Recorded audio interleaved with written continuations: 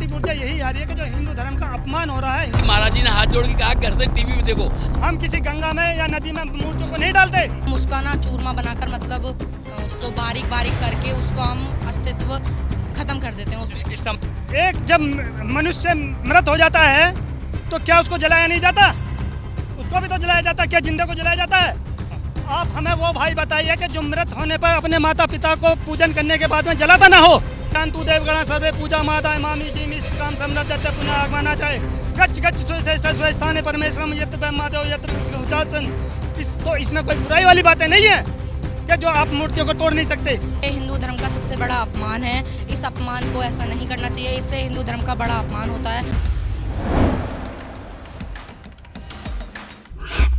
इस समय हम मौजूद हैं ग्रेटर नोएडा के जैतपुर गांव में, जहां पर बागेश्वर धाम लगा हुआ है और जहां पर लगातार लोग आ रहे हैं बागेश्वर धाम में अपनी अर्जी लगाने। वहीं पर कुछ हिंदू संगठन यहाँ पर आए हुए हैं बागेश्वर धाम में अपनी अर्जी लगाने और हिंदुओं से जो गलतियाँ हो रही हैं उनके जीवन में उनको आगाह करवाने और उनको बताने के तुमसे ये गलतियाँ हो रही हैं और इन गलतियों को ना किया जाए। और ये कुछ नारे भी अभी लगा रहे थे। सर थोड़ा आगे आएंगे, अभी क्या क्या आप अभी नारे लगा रहे थे और जो हिंदू भाई हैं उनको आप आगाह करवा रहे थे कि ये गलतियाँ आप अपने जीवन में ना करें अगर हिंदू धर्म में है तो मुझे थोड़ा सही से बताएंगे सब कुछ। बिल्कुल।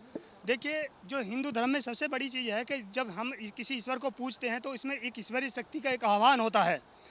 जब किसी कारण हमारे पास वो खंडित हो जाती हैं तो वो शक्तियाँ उसमें निहित रहती हैं, लेकिन जब उनको खंडित हो जाती हैं तो उनका एक विधिवत विसर्जित किया जाता है, जिसमें उनका पूजन किया जाता है और एक शुद्ध जल में उनका विसर्जन किया जाता है, जिससे जो शक्तियाँ होती हैं, हिंदू ईश्वर की जो शक्तियाँ होती हैं वो इस मट्टी को छोड़ करके परम धाम में चली जाती हैं और जो मूर्ति होती है वो एक मट्टी के समान हो जाती हैं। क्योंकि आप उसकी पूजा का विसर्जन नहीं करते हैं तो इससे वो अशुभ शक्तियाँ सारी उसी में ही पड़ी जाती हैं, जो हिंदू धर्म का सबसे बड़ा एक अपमान है। इसमें ये करना चाहिए कि उनको एक विधिवत विसर्जित करना चाहिए। आपकी वर्षों की पूजा का फल तभी मिलेगा जब आपका उसका एक विसर्जन करेंगे खंडित होने पर, क्योंकि विसर्जन एक जाते समय का एक सम्मान है हिंदू। जब विसर्जन की बात आती है तो ये भी बात आती है कि गंगा और यमुना को गंदा ना करें और वो मूर्तियां जब उसमें जाएंगी तो वो पानी भी तो दूषित होगा। उसके लिए हमारा एक प्रावधान है। हमारी यूट्यूब की वीडियो जो है उसमें क्या होता है कि हम एक पूजन करते हैं, पहले सभी मूर्तियों का पूजन करते हैं। पूजन करने के बाद में एक बहुत बड़ा टब लेते हैं, उस टब में हम गंगा जल डालते हैं पानी को शुद्ध करने के लिए। उसके बाद में उसमें हम फूल डालते हैं और फूल डालने के बाद में मंत्रों सहित उस मूर्तियों को हम उस शुद्ध जल में डाल देते हैं जो हमारे पास में टब है। हम किसी गंगा में या नदी में मूर्तियों को नहीं डालते, क्योंकि वो पेरिस और प्लास्टर की बनी हुई होती हैं, जो क्षारीय मिट्टी होती हैं, जो पेयजल के लिए बहुत खतरनाक होती हैं। हम उस मूर्तियों करके एक टब लेते हैं, टब में गंगा जल डालते हैं, उनका पहले पूजन करते हैं, फिर उनमें विसर्जित करते हैं। विसर्जित होने के बाद में फिर हम उनको विलोप कर देते हैं। विलोप का मतलब होता है कि एक अस्तित्व खत्म करना, और अस्तित्व खत्म करने के बाद में उन मूर्तियों का उस जल को हम सूर्य के सामने चढ़ा देते हैं और मट्टी को हम कहीं भी रख देते हैं। यदि हम पूरी मट्टी को छोड़ देते हैं तो वो एक विसर्जन नहीं कहलाती। लेकिन आज के समय में कुछ चाइनीज़ मूर्ति भी आ रही हैं लगातार, चाइना से भी मूर्तियां बना रहे हैं जो ज़मीन पे दफनाने के बाद भी जैसे आप बता रहे हो विधि पूर्वक ये सब करना चाहिए, तो वहाँ पर भी तो नष्ट नहीं हो पाती हैं मूर्तियाँ, वो वैसी की वैसी दबी रही। देखिए उसके लिए हम बताते हैं प्रावधान। एक जब मनुष्य मृत हो जाता है तो क्या उसको जलाया नहीं जाता? उसको भी तो जलाया जाता है। क्या जिंदे को जलाया जाता है? जैसी जो मूर्तियाँ होती हैं जो टूट ही नहीं सकती, जो गल नहीं सकती, उनको हम तोड़कर बारीक बनाते हैं ताकि उनका अस्तित्व खत्म हो जाए। चाहे वो पत्थर की हो, चाहे वो फाइबर की हो, चाहे किसी भी चीज़ की हो, एक बार जल में डालते हैं हम उनका विसर्जन कर देते हैं। फिर वो एक समान मट्टी के समान होती है। फिर उस मूर्ति को हम निकालते हैं, फिर उसको बारीक कर देते हैं। लेकिन जब अगर मूर्ति को हम किसी तोड़ते हैं तो वो विवाद का एक विषय बन जाता है, फिर उसमें विवाद होता है कि मूर्तियों को तोड़ दिया गया है।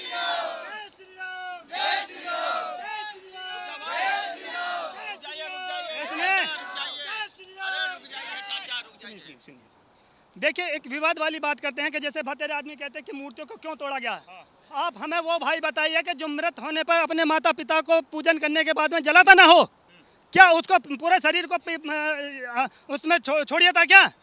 जब एक पूजन किया जाता है, पूजन करने के बाद में पहले भगवान का पूजन किया जाता है, फिर उनका एक विसर्जन किया जाता है कि यान्तु देवगणा सर्वे पूजा माता मामी की इष्ट काम समृद्ध पुनः आगमना चाहे गच्छ गच्छ स्वस्थाने परमेश्वरम यत्र ब्रह्मादेव यत्र उचासन।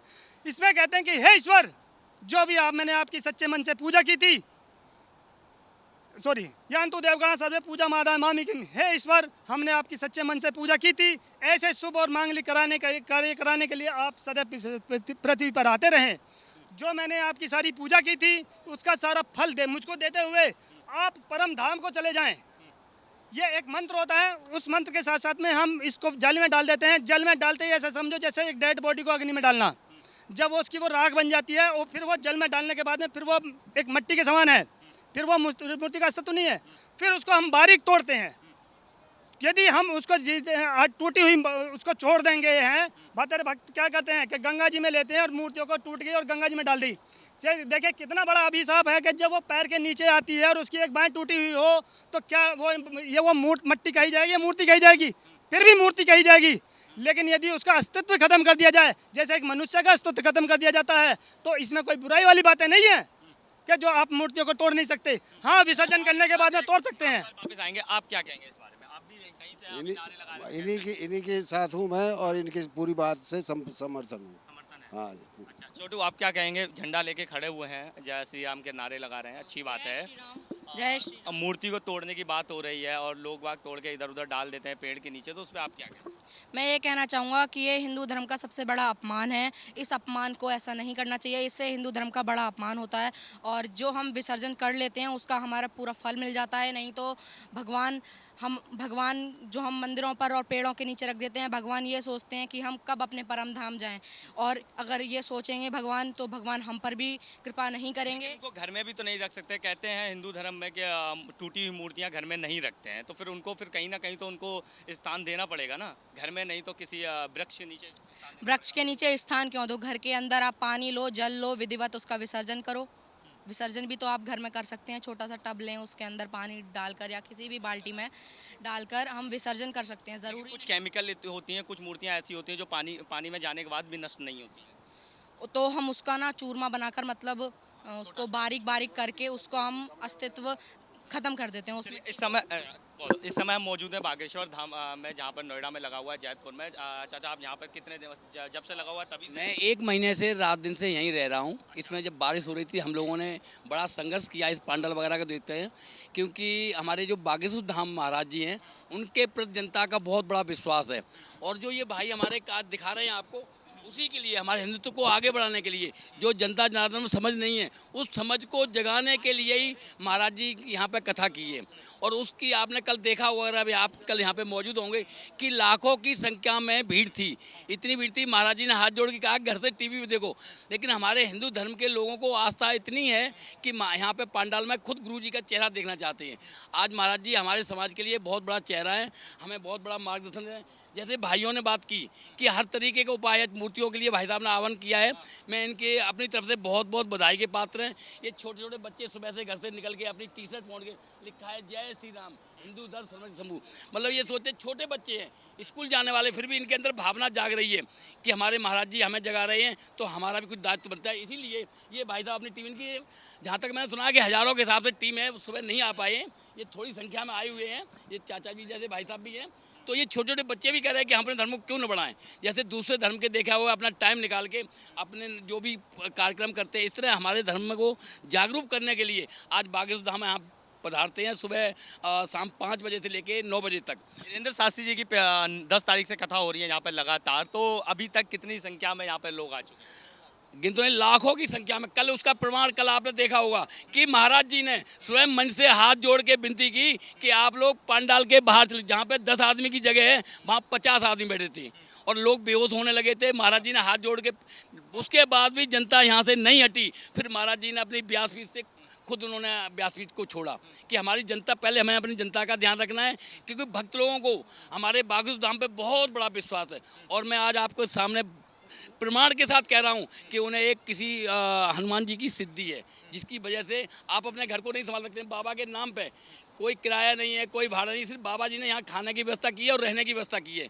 कितने भी आदमी रात में सो सकते हैं और भंडारा लगा हुआ खाने के लिए। अच्छा, यहाँ पे कहाँ से लोग आए हुए हैं अभी? और इंडिया, मैंने तो पूछा बिहार, MP, यूपी में, दिल्ली, मेरे मतलब जिसको पूछते हैं अलग अलग स्टेट से, और हज़ारों की संख्या में सेवा भाव से कि बाबा जी जो काम कर रहे हैं उसमें हमें सहयोग देना है, बाबा जी को आगे बढ़ाना है। तो बाबा जी ऑल ओवर इंडिया में घूमेंगे। जय श्री राम, जय श्री राम, जय श्री राम। क्या कहेंगे? जय श्री राम। जय श्री राम। अभी जब जिनसे बात कर रहे थे वो एक संगठन है हिंदू धर्म संरक्षण समूह। इस संगठन का हिंदू धर्म संरक्षण समूह रखने का कारण क्या है, थोड़ा बताएंगे? थोड़ा सा और मैं अच्छा, हिंदू धर्म का मतलब है कि हिंदू धर्म संरक्षक धर्म का मतलब हमें पता जानते है। हैं। संरक्षक का मतलब होता है कि उसका रक्षा करना, जो एक कुरीतियाँ चल रही हैं उनसे बचाना।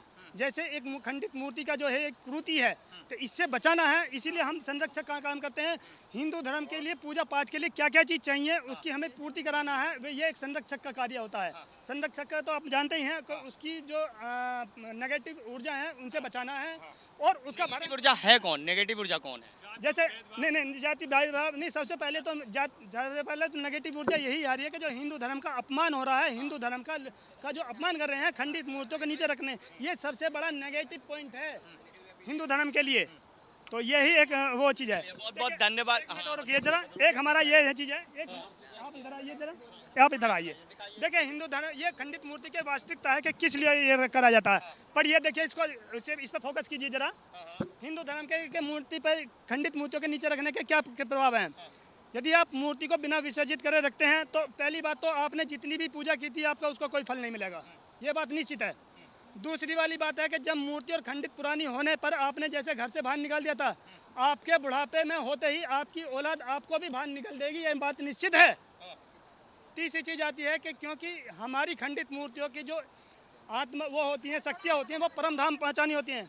क्योंकि आपने इस परम शक्तियों को उनके परम धाम तक नहीं पहुँचाया तो ईश्वर ही आपको मोक्ष के द्वार तक नहीं पहुँचाया जाएगा, ये बात सत्य है। ये ही हमारा सबसे बड़ा उद्देश्य है कि बहुत बहुत धन्यवाद। तो इस समय हम मौजूद थे ग्रेटर नोएडा के जैतपुर गांव में, जहां पर एक तरफ बागेश्वर धाम लगा हुआ है। लगातार धीरेन्द्र शास्त्री की कथा चल रही है यहाँ पर। वहीं पर कुछ ऐसे संगठन हैं जो यहाँ पर लगातार आके अपनी अर्जी लगा रहे हैं। और इस संगठन का ये कहने का तात्पर्य मैं आपको थोड़ा समझाना चाहूँगा कि जो हिंदू हैं, जो हिंदू रीति रिवाज से पूजा करते हैं, उसमें थोड़ी बहुत गलतियाँ कर देते हैं, जिनको उनको सुधार लेनी चाहिए और अपने जैसे पूजा करते हैं उस हिसाब से करते रहना चाहिए। यही बात थी ना? हाँ जी जी, ये बात है। थोड़ा सा और ये दिखा दीजिए। मैं दिखाता हूँ। क्या चीज़ बताइए? थोड़ी सी बैनरों की शक्तियाँ हैं, देखिए थोड़ा खुल जाइए थोड़े थोड़े से एक एक बैनर को थोड़ा सा दिखाइए सब में। अरे आपने तो भीड़ का बैनर लेके हुआ है, इस पर लिखा हुआ है, लगातार आप वीडियो में देख सकते हैं कि कैसे कैसे पूजा करनी चाहिए और कैसे कैसे हिंदुओं को अपने रीति रिवाज जो है उनको करना चाहिए अपने जीवन में। अजीत शाह का आप देख रहे हैं जनहित टाइम। इस समय मौजूद हूँ मैं ग्रेटर नोएडा गंजवी पासा के साथ। धन्यवाद।